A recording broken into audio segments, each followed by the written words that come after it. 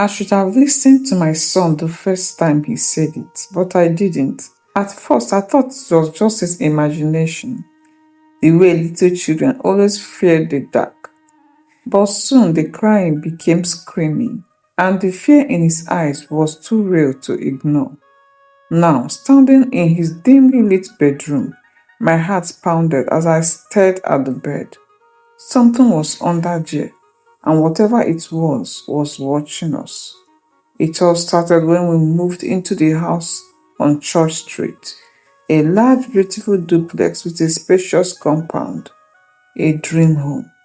We got it for half the market price, too cheap for such a mansion, but the owner was in a hurry to sell. God has favored us, my husband, Victor said. This is an answered prayer. I agreed, but from the very first night, Nathan cried. Not the normal whining of a 3-year-old. He screamed in terror. We will run into his room and he will be shaking under the covers, pointing at the bed. Something is under my bed, Mommy. I sighed, rubbing his back. There is nothing there, my love. He wants to take me. His voice was barely a whisper. Victor and I exchanged glances. I bent down and lifted the bedsheet. See, there is nothing there.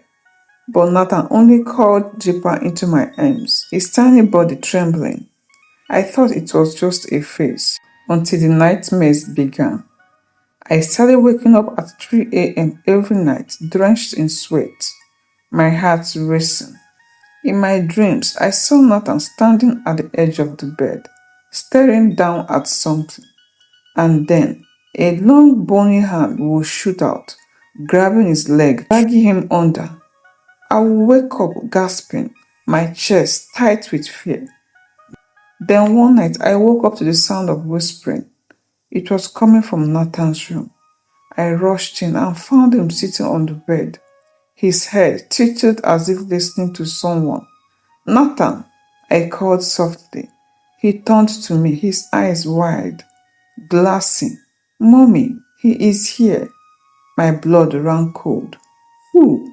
I asked, my voice shaking. Nathan pointed under the bed. I took a shaky step forward, my hands trembling as I reached for the bedsheet. And just as I was about to lift it, the bed moved. I screamed. Nathan burst into tears, clinging to me.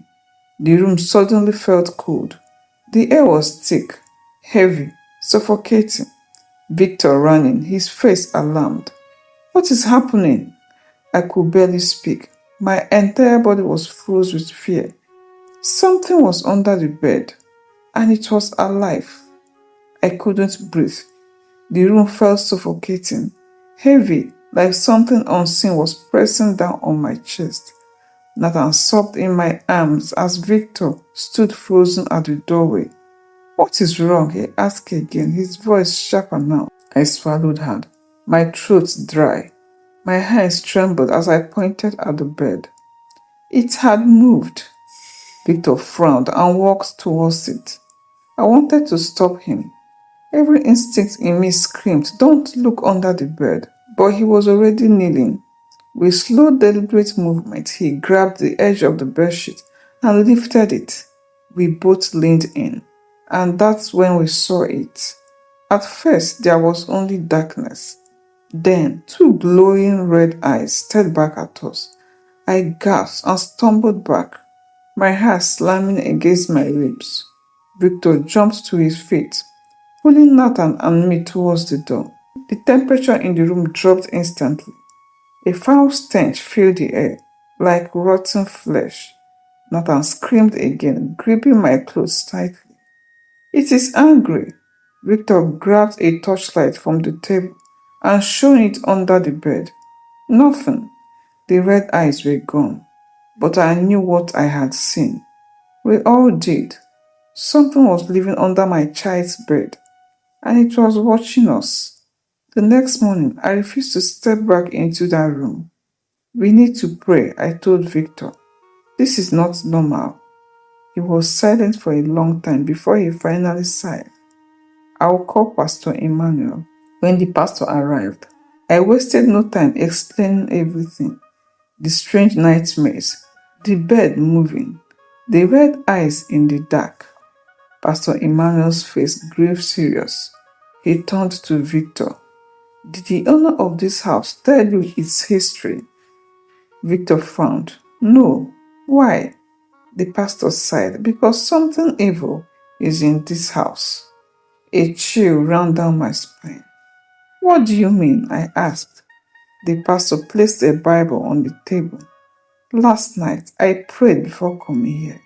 The Lord revealed to me that this house was once owned by a man who practiced witchcraft.